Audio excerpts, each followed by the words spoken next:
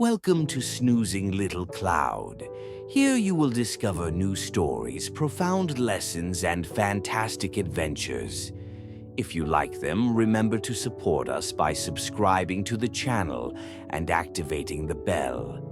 Now make yourself comfortable, close your eyes, and let's begin the journey. Chapter 1: The Island That Never Sleeps. The island had never been truly silent at night. There was the sea, the low wind among the rocks, the wood slowly settling in the houses. But that night, the silence had a different quality, as if it were listening. Nikos felt it even before he opened his eyes. It wasn't a noise. It was a slight tension, similar to when the air changes just before a storm that never comes. He got out of bed calmly. The years had made his movements more measured, not slower. He had learned not to waste energy with every gesture, as if his body knew that one day he would need all of it. Outside, the moonlight outlined the island with almost excessive precision. The rocks seemed sharper, the path to the sea more defined. Milo was already awake. He sat near the entrance, motionless, his eyes fixed on the horizon. His body exuded an apparent calm, but Nikos immediately recognized the sign. Something was stirring inside him. "You feel it too," Nikos murmured. Milo did not reply, but his tail twitched slightly, a brief, almost restrained reflex. Philon was outside, as he often was when the nights became too bright. He sat on a flat rock, his stick resting on his knees, his gaze turned towards the sea. "He's not sleeping," he said without turning around. He didn't specify what. Nikos stopped beside him. The sea was calm, but the waves weren't following their usual rhythm. They advanced, retreated, then hesitated, as if they had forgotten their direction for a moment. "It hasn't happened in years," Philon continued. "Not since you chose to stay." Nikos didn't answer right away. That sentence carried more weight than it seemed. Suddenly, Milo jumped up. A low, deep growl came from his chest. It wasn't anger. It was overload. Nikos placed a hand on his side. The contact worked immediately. Milo's breathing slowed. The energy that was building up found a boundary. Only together, Nikos thought. As always. Then it happened. The horizon bent. Not visually, not like a spectacular vision, but like when something gives way under its own weight. A deep rumble passed through the sea, and the earth responded with a slow, prolonged vibration. The island shook. Not a violent earthquake. A settling, as if part of the world had decided to change position.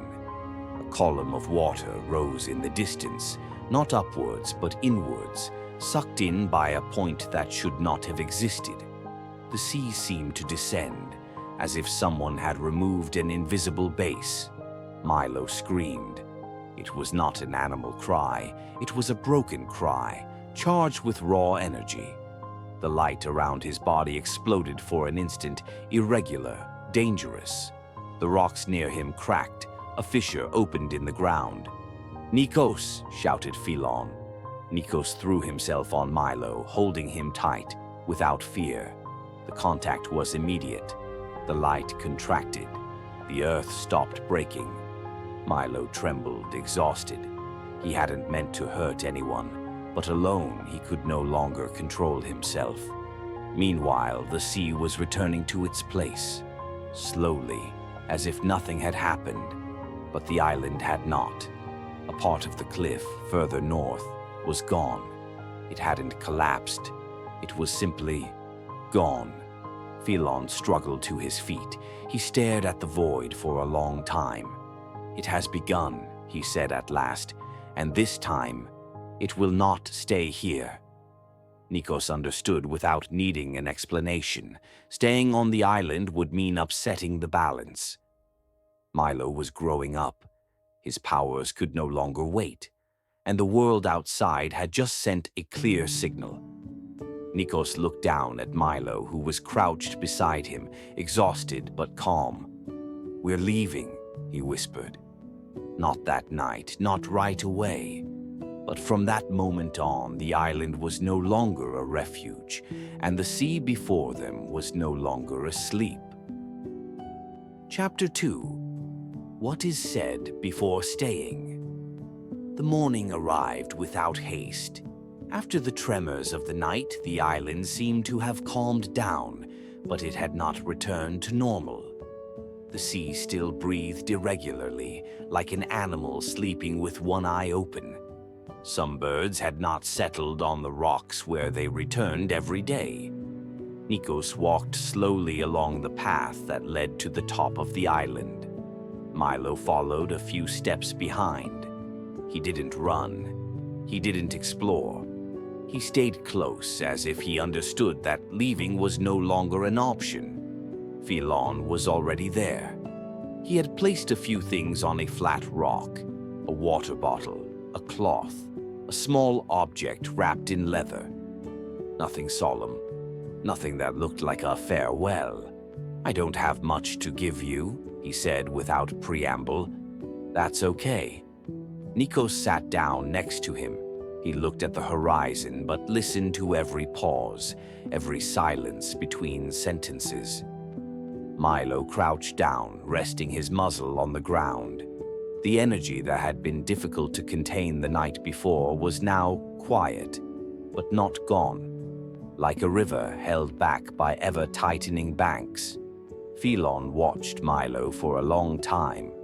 "He's growing up faster than I thought," he said finally. "And I'm not talking about his body." Nikos nodded. "He can control himself with me." The sentence came out as a statement, not a boast. Philon smiled slightly. "That's what worries me."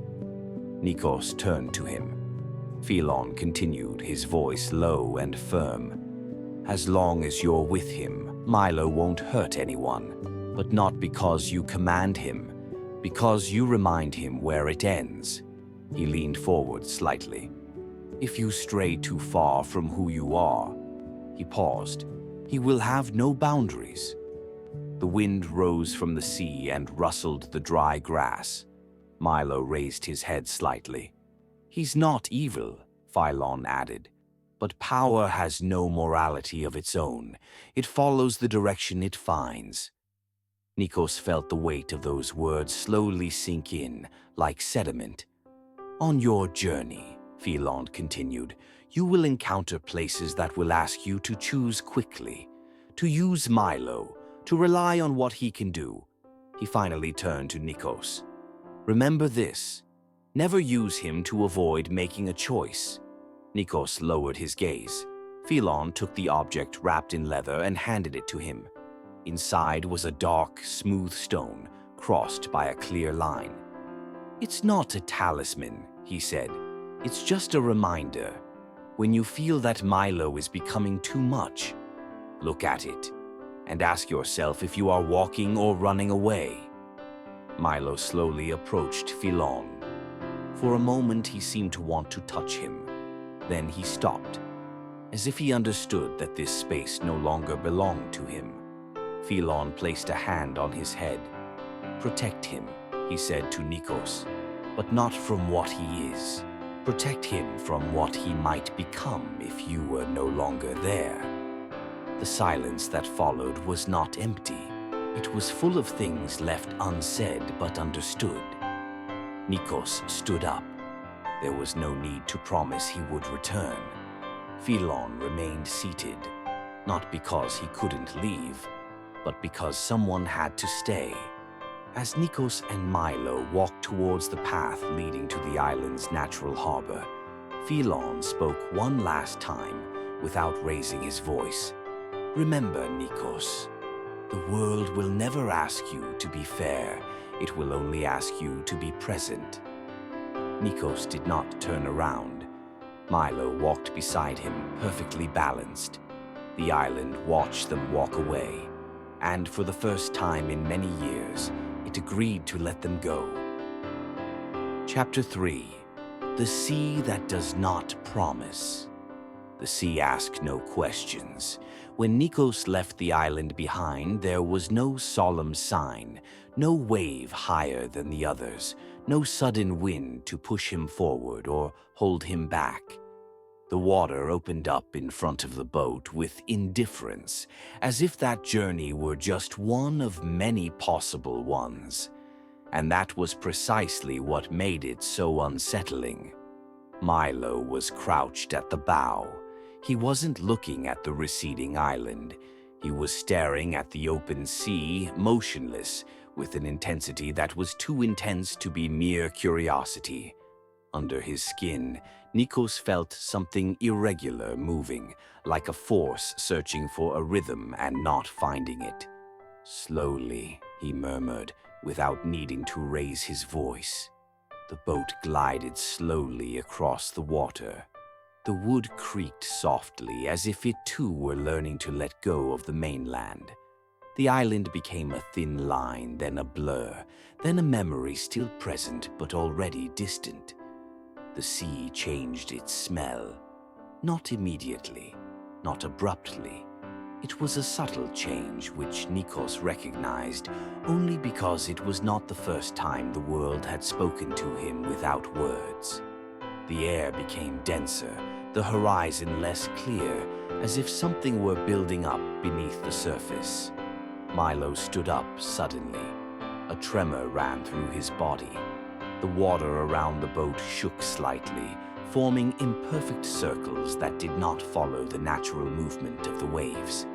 Nikos put down his oars and approached him. "I'm here," he said. Not as reassurance, as fact. The sea responded. A wave longer than the others hit the side of the boat, not violently but insistently. Then another and another. The boat began to rock unevenly, as if the water were looking for a weak spot. Nikos then realized that it was not a storm. It was a living current. Beneath the surface, something was moving against the flow of the sea, distorting it. Not a visible creature, not yet, but a presence that disturbed the balance, drawn by the power that Milo could no longer completely hide. Milo growled. The air around him became brighter, unstable. The water began to rise, following that involuntary call. If he let the power out completely, the sea would respond with blind force. Nikos grabbed him, not to stop him, to anchor him. The boat rocked violently. A wave rose at the bow and crashed onto the deck, icy cold. For a moment, Nikos lost his balance and saw the sea too close, too ready to welcome him. He stood still. He breathed. He remembered Philon's words. "Don't use it to avoid a choice." "Don't fight," he said to Milo, his voice low but firm. "Stay." The power hesitated. The water continued to move, but it lost its precision. The waves became wider, less concentrated. The lively current, deprived of a clear call, slipped under the boat and slowly moved away, like a beast that had decided not to show itself. The sea returned to being the sea. Nikos slumped against the side of the boat for a moment, exhausted. Milo was trembling, but he was calm. The light around him faded completely. They remained like that for a while, without moving. In front of them, the horizon had changed. A dark line stood out in the distance, barely visible. Land. Not the island. Something different. Bigger. Older. The distant land.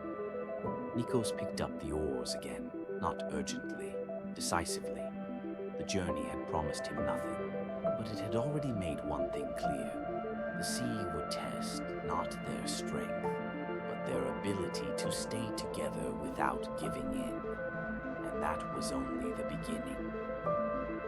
Chapter 4. The Point That Does Not Exist. After days of calm, the sea began to behave differently.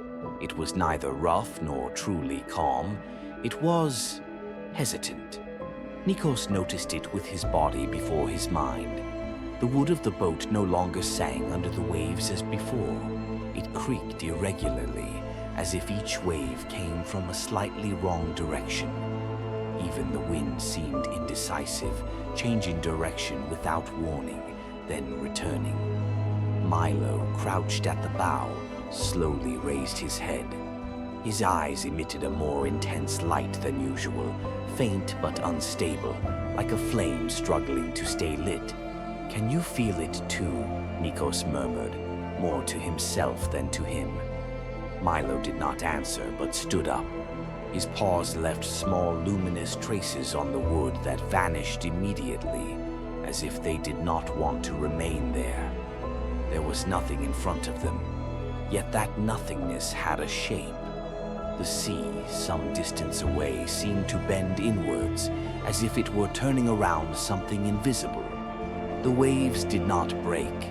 They slowed down, stretched out, then disappeared into an unnatural silence. Nikos felt a shiver. This place was not dangerous in the usual way. It did not threaten. It observed.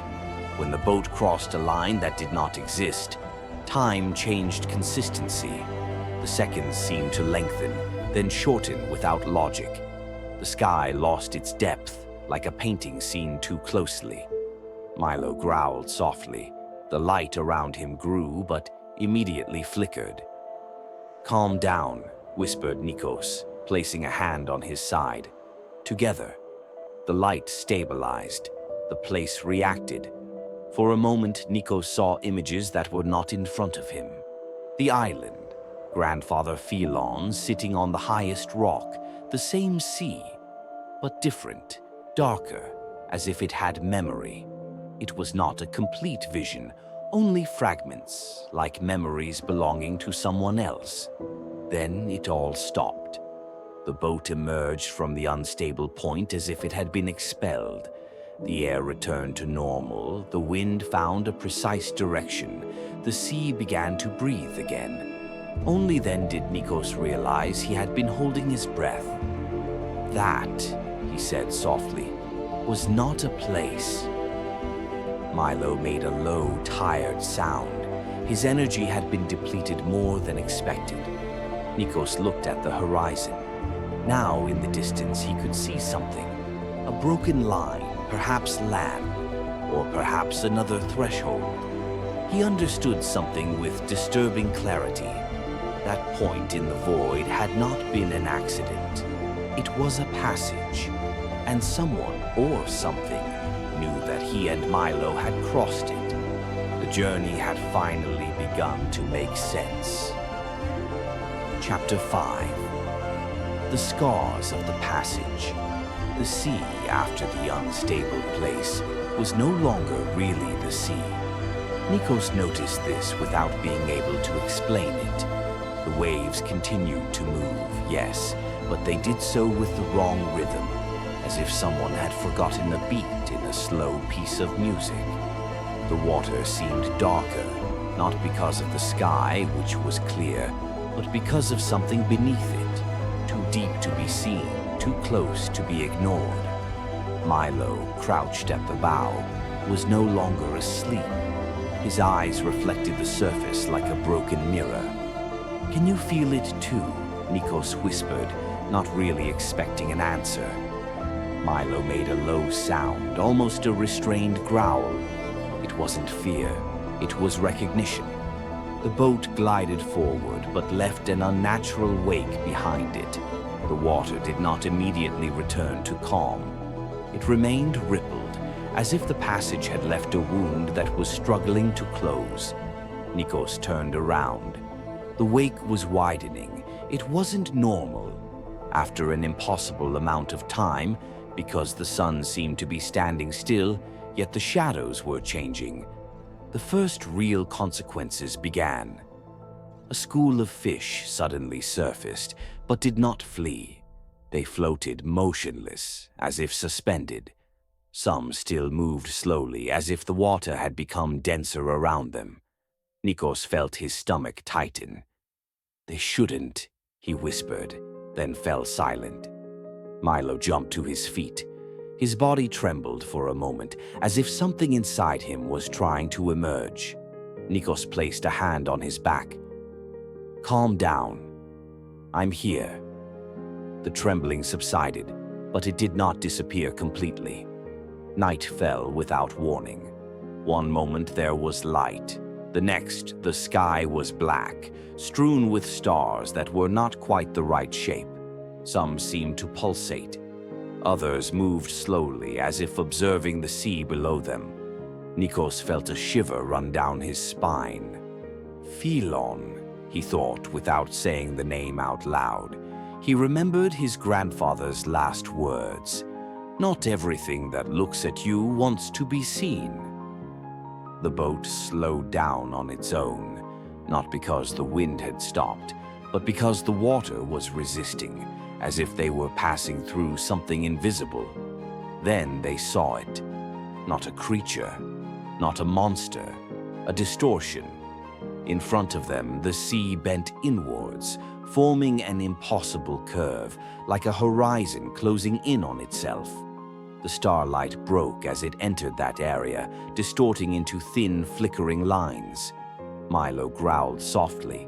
His body began to change, not completely, not yet, but enough to make bright marks shine beneath his skin.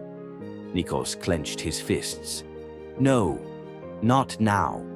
He took a step towards him. Nikos's presence seemed to anchor him. The lights dimmed but remained alive, like embers beneath the ashes. When the boat passed through the distortion, the world gave way. A deep sound filled the air like a submerged bell. The sea suddenly dropped several meters, then fell back on itself.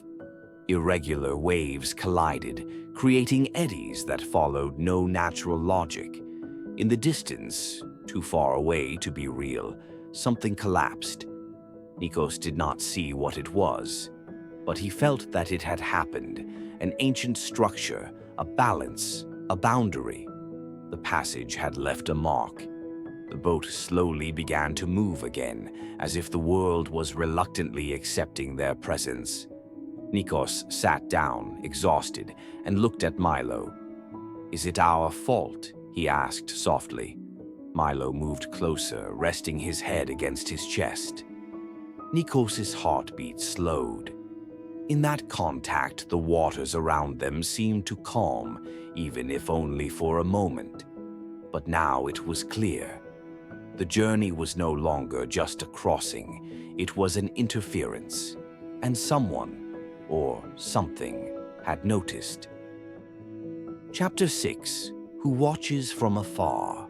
Far away from Nikos's sea, long before its waves crashed onto a new shore, someone stopped to watch. He did not have eyes like those of men. He did not have a real face, yet he could see. Before him was not a whole world, but fragments of worlds, like glass suspended in a void. In each of them, living things moved, seas, skies, creatures that did not know they were being watched. When Nikos and Milo crossed the passage, one of those fragments cracked. The being slowly stretched out a hand made of opaque light. It touched nothing, yet the fragment trembled. It happened again. His voice made no sound, but the world heard it. On the water, far away, Nikos felt a sudden headache, like a memory that was not his own. Milo stopped abruptly and looked up at the sky, growling softly. In the suspended fragment, the being saw clearly what had happened. The passage had left a mark not only in space, but in those who had crossed it. Nikos now carried a small, invisible fracture within him. It didn't hurt. Not yet. Milo, on the other hand, Milo shone too brightly. The bond is strong, thought the being. Too strong to remain hidden for long. Around him, other fragments began to move. Some moved away. Others approached, curious. One in particular darkened. The being lowered its hand. This is not the time to intervene, it decided. But the world must react. Always. And so it did something simple. In one of the fragments closest to the Sea of Nikos, a distant land he did not yet know, a mountain emitted a deep sound. It did not collapse, it did not explode, but it awoke. It was the first sign, a silent warning for those who knew how to listen. On the boat, Nikos breathed more slowly. The pain in his head disappeared. He looked at Milo, who now seemed calm, perhaps too calm. "Everything will be fine," he said, more to himself than to him. The sea did not answer. Far away among the suspended fragments, the being was still watching. Because Nikos's journey was not just a journey, it was a test, and every test, sooner or later, requires a choice. Chapter 7. The Land That Never Sleeps.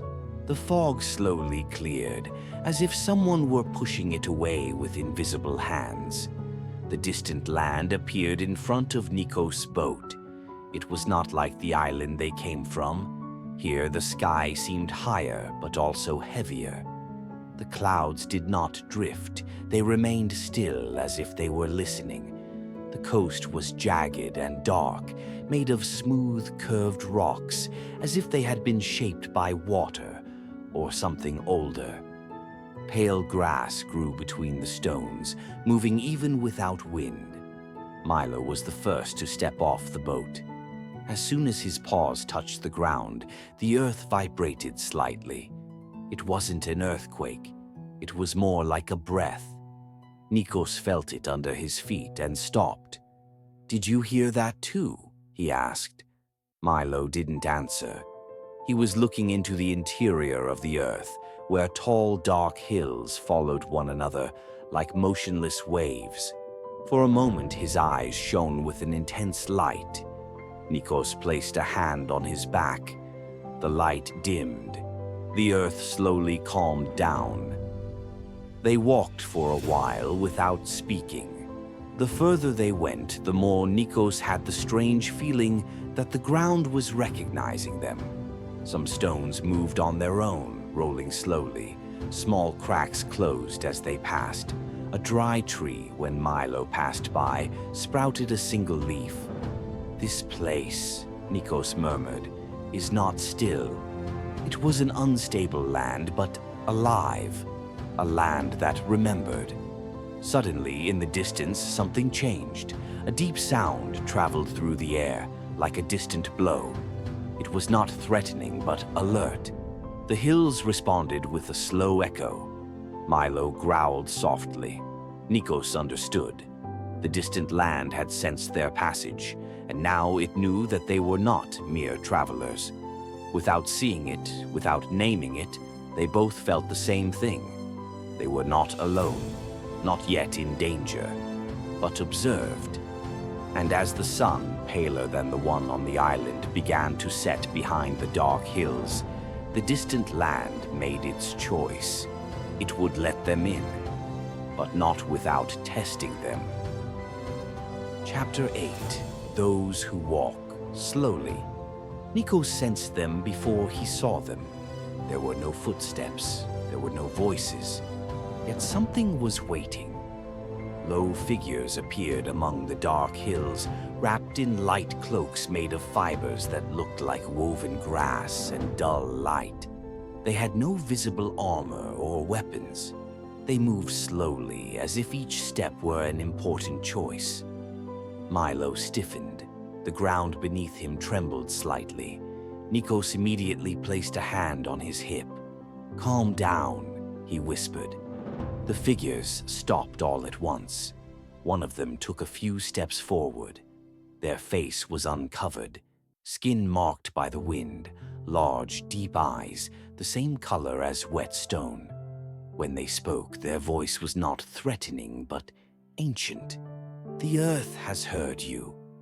Nikos swallowed. "We didn't mean to hurt you."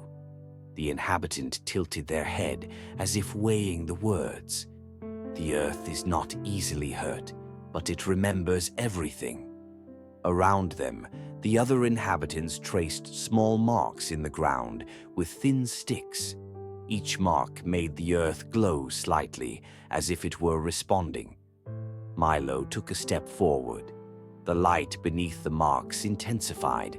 A murmur ran through the group. "The broken guardian," someone said quietly. Nikos did not understand the words, but he understood the looks. They were not of fear. They were of respect and awe.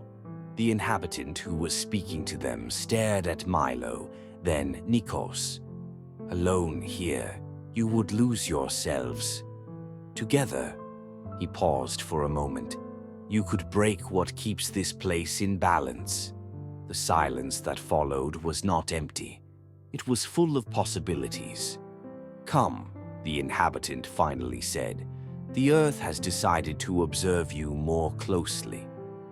And as they led them towards a path that had not been there a moment before, Nikos had a clear certainty. This land was not asking who they were. It was asking what they would become. Chapter 9. The First Rule of the Earth. The path the inhabitants led them along did not really exist. It appeared under their feet step by step, as if the earth decided where to make them walk, only at the last moment. It was soft, warm, and at times pulsed slowly, like a heart beating gently.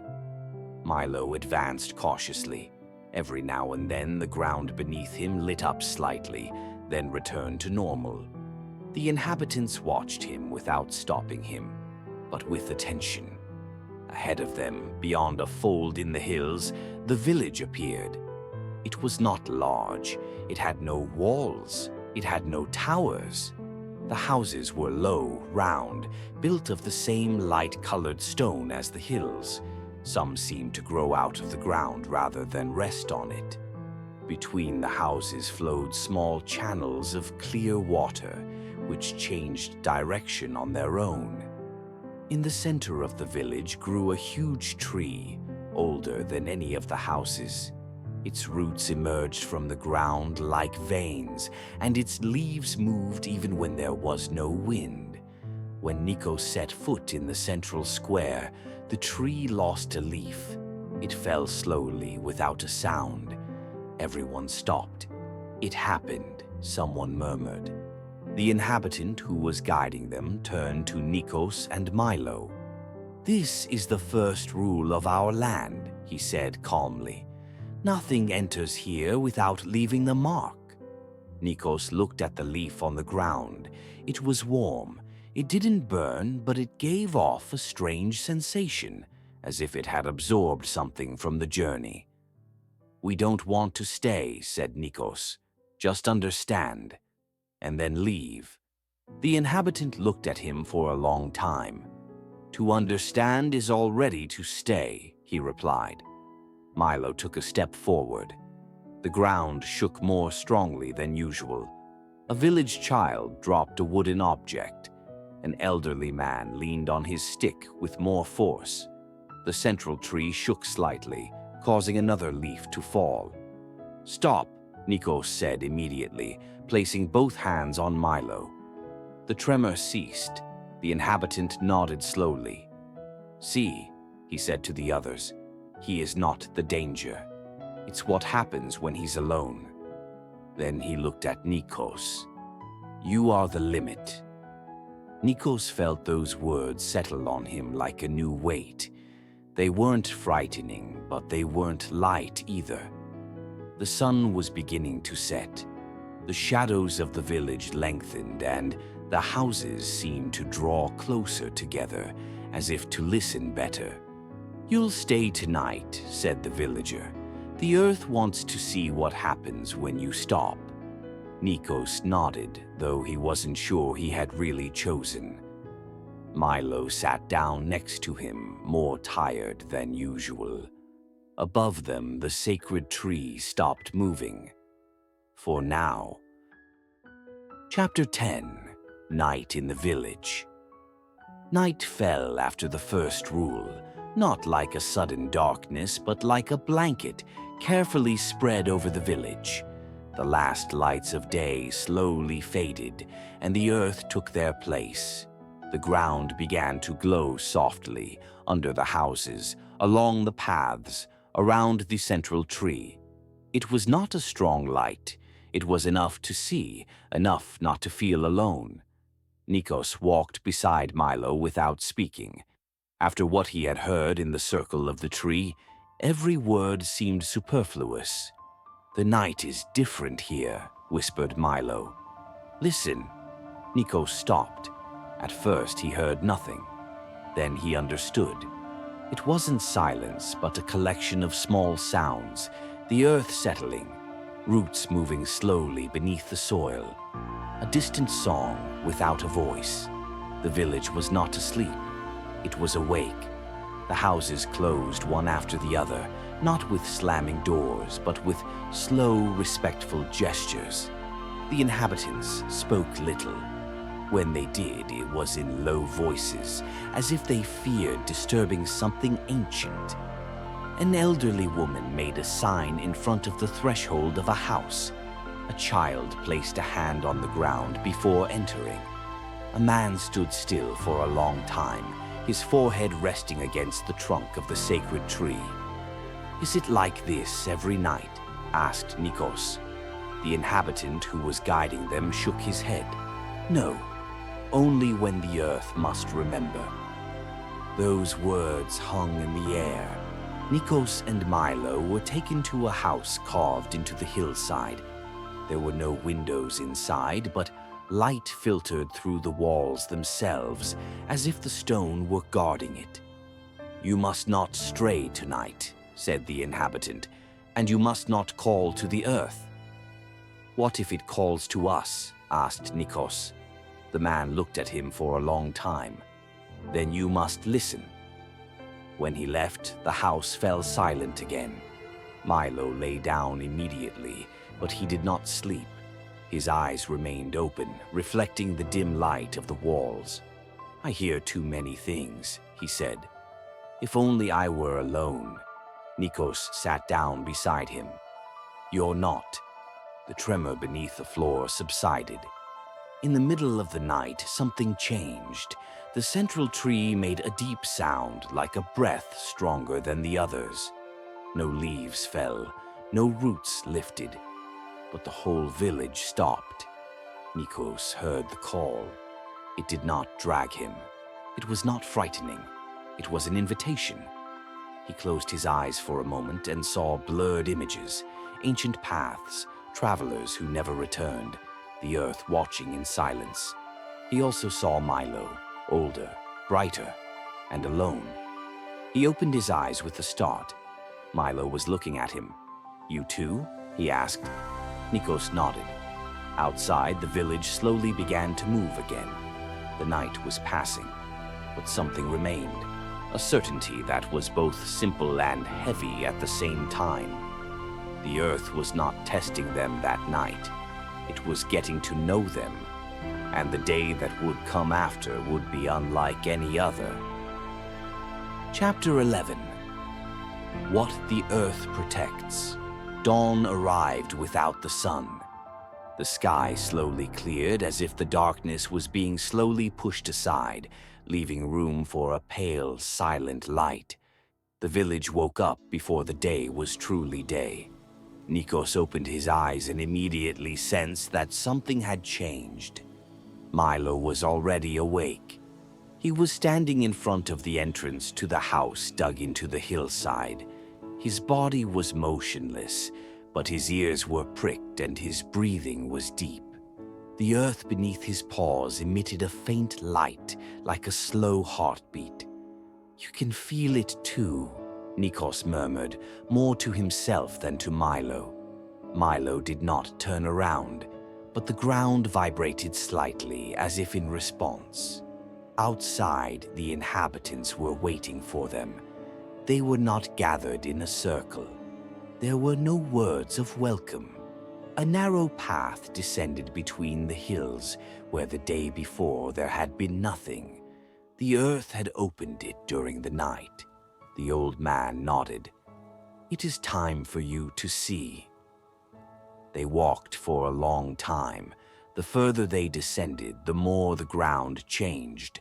The stone became dark, crossed by luminous veins that pulsed slowly, as if something were flowing beneath the surface. Milo slowed his pace. His body lowered slightly, as if he sensed a deep presence. Every time he placed a paw, the light beneath him reacted with greater intensity. A woman spoke softly. "You never walk alone here, and never at night." The path ended in front of a large opening in the ground. It was not a cave. It was like an ancient wound, wide and deep, from which warm, vibrant air rose. Around it, the earth was smooth, worn, as if it had been touched for centuries. Nikos felt his chest tighten. "What's underneath?" he asked. The old man did not look at the opening. He looked at Milo. "What the earth cannot set free." They descended slowly. The further down they went, the more Nikos felt images forming confusedly in his mind. Shapeless shadows, distant noises, restrained movements. They were not visible monsters. They were presences. Milo stopped. His breathing changed. The ground beneath him glowed brightly, then returned to pulsing slowly. The inhabitants all stopped together. "The earth recognizes him," said the old man. "That is why it reacts." Nikos understood that Milo was not choosing to hear. He was simply listening. They finally arrived at a large cavity. In the center stood a column of dark stone, crisscrossed with luminous cracks. Each crack seemed to contain something pressing from within. The ground around it was motionless, as if held back. "This is the heart of the island," explained the elder. "Here lie the dangers that must not be awakened." Nikos took a step forward, then stopped. "And how do you keep them here?" The old man looked down. "Not us." He pointed slowly at Milo. Milo did not move. He lowered his head until his muzzle touched the stone. The light beneath him intensified for a moment, then stabilized. The column stopped pulsing. The silence became profound. Nikos understood one thing clearly. If Milo left, something beneath the island would react. "The guardian," said the old man in a grave voice, "does not hold them by force. He holds them because he remains." Nikos turned to Milo. He understood that the journey had not been a coincidence, and that this land had not led them there to test them. It had brought them there to reveal the truth. When they came back up, the sky was finally clear. The village welcomed them in silence. The land was calm, as if it had closed something important. Nikos looked at Milo. Milo slowly raised his head. There was no fear. There was no anger. There was only attention. The land was not asking for a choice. It was preparing it. Chapter 12. The Weight of the Guardian. The return to the village was silent. Not an empty silence, but one that seemed to already know everything. The ground beneath Nikos's feet was stable, and for this very reason it gave a strange feeling of anticipation. Milo walked a little behind. His gait was different from usual, slower, heavier. His tail brushed the ground without moving, and his breathing was regular but deep. He never turned back towards the place they had left, but the earth beneath him still reacted with slight vibrations. When they reached the central tree, the inhabitants were already there. Not the whole village, only the elders. They arranged themselves in a circle, sitting on the ground. Nikos remained standing next to Milo. No one asked them to do otherwise. The elder who had guided them spoke first. "Now you have seen what the earth holds," he said, "but not what sustains it." He paused as if listening to the ground. "Long ago," he continued, "this island was no different from others." An elderly woman guardian spoke after him. Beneath it, however, slept presences that did not belong to this world. They were not evil, but they were too strong to remain free. Nikos felt his back stiffen. Another elder spoke, his voice slow.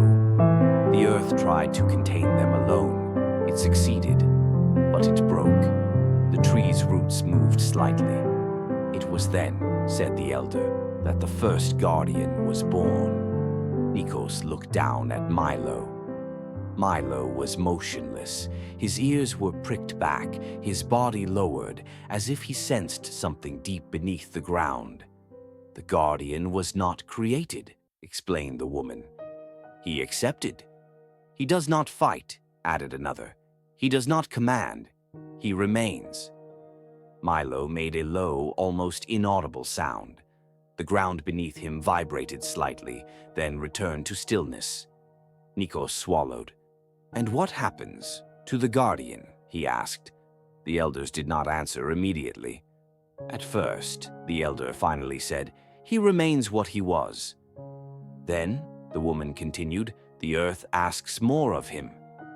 Nikos felt a weight in his stomach. And in the end, the wind swept through the village. In the end, said the elder, he never leaves. Milo took half a step forward. He did not speak immediately. His breathing changed, deeper, slower. The light in the ground beneath his paws lit up for an instant. Broken guardian, Nikos asked quietly. The elders exchanged glances. He had strength, said the elder, but he had no connection. The woman nodded. He was alone. Nikos understood immediately. The earth did not respond.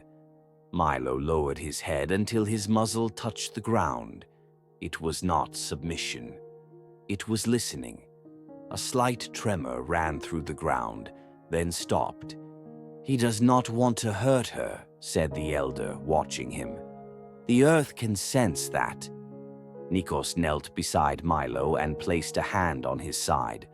The tremor ceased completely. That is the weight of the guardian, concluded the elder. Not strength, but the ability to remain. The circle slowly dispersed. The elders returned to their homes. The tree remained motionless, as if guarding the words that had just been spoken. Nikos and Milo remained alone beneath its roots. Milo raised his head slightly and looked at Nikos. There was no fear in his eyes. There was awareness. The earth was calm. But both understood that the legend no longer belonged only to the past. Chapter 13. When control falters. The change did not come suddenly. At first, it was a small thing, a different sound underfoot, a vibration that lasted a beat too long. Nikos noticed it as they crossed the village. The houses were the same, as were the inhabitants, yet something was no longer in sync. Milo walked beside him. His pace was uneven, sometimes too slow, sometimes suddenly tense. The earth beneath his paws reacted with small, brief, disordered flashes. Nikos stopped. Milo took another step, then froze. The ground shook slightly. The inhabitants stopped at a distance. No one screamed. No one ran away. A woman placed her hand on the wall of her house. The stone beneath her fingers vibrated slightly. "It's happening," she said softly. The old man arrived immediately. He looked at Milo without approaching him. "It's not his fault," he said.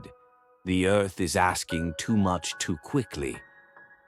Milo lowered his body to the ground. His breathing quickened. His ears pricked back. The light beneath him flickered in irregular patches, as if the earth could no longer decide how to respond. A dull thud echoed beneath the village, not an explosion, a restrained movement. Nikos felt his heart race. He moved closer slowly. "I'm here," he said calmly. Milo didn't look at him, but the trembling subsided for a moment. Then it happened. A crack opened a few centimeters wide in the ground nearby. Nothing came out, but a different, colder air slipped out like a wrong breath. The inhabitants backed away. The earth beneath Milo reacted violently. A wave of energy rippled through the ground, making the houses vibrate and the grass bend. Milo raised his head abruptly, his body tense, ready to react. Not to attack, to defend, but without control. "Nikos!" someone shouted. Nikos stood in front of Milo, not to stop him, to be there. He placed both hands on the ground and lowered himself to Milo's height. "Listen," he said softly. "You're not alone." Milo's breathing was uneven. The ground beneath them was still shaking, but less so. The old man approached slowly. "This is the limit," he said. "Without a stable connection, the force becomes shaken." The crack in the ground slowly closed, like a wound that decides not to bleed anymore. Silence returned. Milo remained motionless, his body lowered, exhausted. The light beneath him faded almost completely, leaving only a faint, steady beat. Nikos stayed by his side until his breathing returned to normal. The villagers did not speak. There was no fear in their eyes. There was awareness. The old man looked at Nikos. "Now you know what happens when control falters." Then he looked at Milo. "And you know what will happen if the earth asks again." The village slowly came back to life, but something had changed forever. Nikos felt it. Milo felt it. The earth had shown the first sign of impatience, and the time for explanations alone was coming to an end. Chapter 14. The choice that divides the village did not immediately return to normal. The houses were intact, the land stable, but no one forgot the crack that had opened and closed before their eyes. It took very little for everyone to understand one simple and terrible thing. What lay dormant beneath the island did not sleep forever. Milo remained on the edge of the village all day. He was not isolated. He was respected. The inhabitants passed by at a distance, placed a hand on the ground, then walked away in silence. The earth beneath Milo was calm but restrained, like a breath that does not let go completely. Nikos never left him alone. When the sun began to set, the elders called Nikos, not Milo. "It's a choice you must understand first," said the elder. They gathered under the central tree. The roots emerged from the ground like ancient fingers. Milo remained nearby, lying down, his head turned towards them. The elder spoke bluntly. "The earth is losing its balance." Nikos clenched his teeth. "Why now?" a woman replied. "Because the guardian is no longer here, and because Milo is close enough to be heard.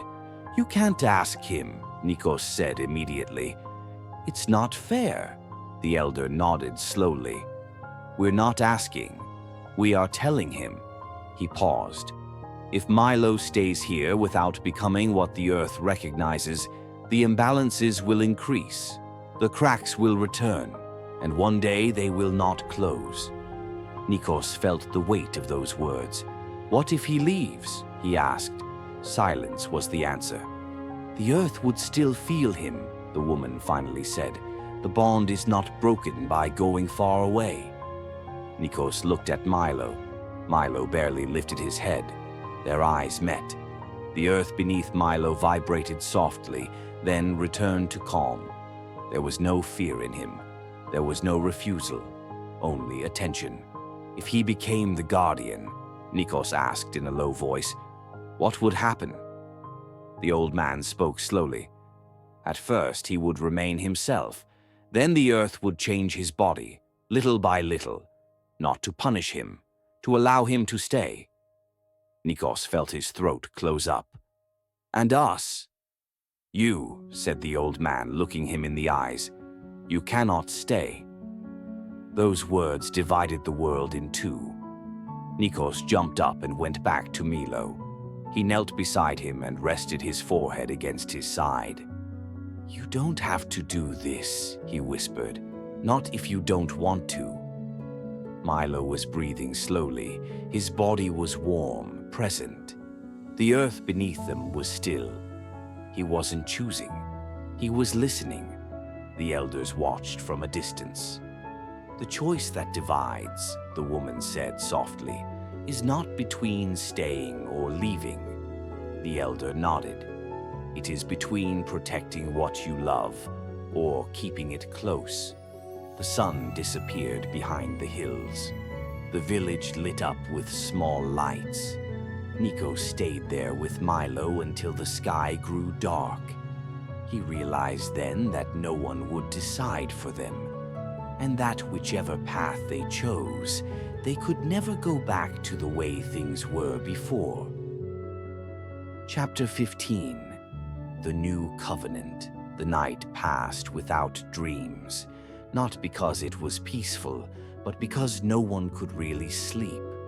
The village was immersed in a tense quiet, as if the earth itself were holding its breath. When the sky began to lighten, the elders moved. They did not call anyone. They did not use words. They simply walked to the edge of the village, where the earth became darker and more compact. Milo got up before Nikos could say anything to him. There was no haste in his movements, only certainty. Nikos followed him.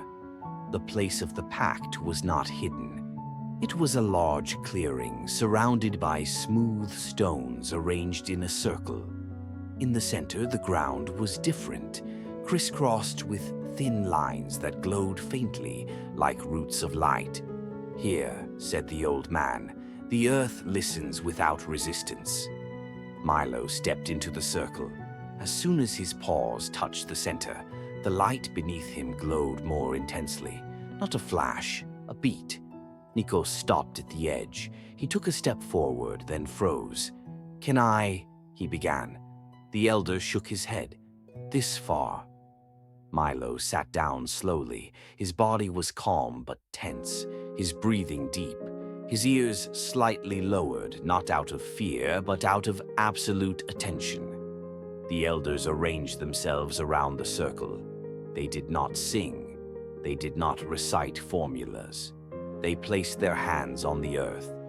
The ground responded. The lines of light widened, rising slowly up Milo's legs. Where they passed, his body changed slightly. His skin became more resistant, his weight more stable, as if the earth were reinforcing what already existed. Milo did not move. Nikos felt a knot tighten in his chest. "Does it hurt?" he asked without realizing. The elder looked at him. "No, but it's heavy." The light rose again, stopping on Milo's back. His breathing changed rhythm. The ground beneath the circle lowered a few centimeters, welcoming him. The earth was making room. A deep noise swept across the island. Not a collapse, a settling. In the distance, Nikos saw the hills tremble slightly, then stop. The air became warmer, more stable. "The pact has begun," said the old woman, "but it is not yet complete." Milo slowly raised his head. His eyes were the same, but his gaze was different, no longer searching, present. Nikos took a step forward instinctively. The earth beneath his feet did not react. He understood. He stopped. He knelt at the edge of the circle and placed a hand on the ground. "I am here," he said softly. Milo tilted his head slightly towards him. The light flickered, then stabilized. "The bond remains," said the old man, "but it will change form." When the light began to fade, Milo was still in the center of the circle. Not a prisoner, not free, a guardian. The earth around him was calmer than it had ever been. The elders walked away one by one. The village began to breathe again. Nikos stayed a little longer, then slowly rose to his feet. He looked at Milo. Milo returned his gaze. There was no farewell in that moment, only a pact taking root. Chapter 16. The Guardian of the Island. The day dawned slowly, not with a bright sunrise, but with a steady, deep light, as if the island had finally found its breath. The village woke up without any sudden noises. No one spoke loudly. No one ran. Everyone felt the same thing. The land had changed. Nikos arrived at the clearing when the sun was just above the horizon. The stones of the circle were still there, but the ground in the center was different. Darker, more compact, as if it had become part of something bigger. Milo was in the center. He was not asleep. He was not awake. He was just there. His body was no longer what it had been before. It was not distorted. It was not unrecognizable. But it was bigger, more solid. His skin seemed to merge with the stone beneath him, as if the earth had welcomed him without swallowing him up. Each breath he took made the ground vibrate in a regular pattern. Calm. The elders arrived in silence and stopped at the edge of the clearing.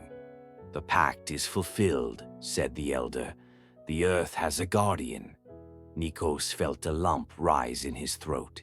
He approached slowly. The earth beneath his feet did not react, but it did not repel him.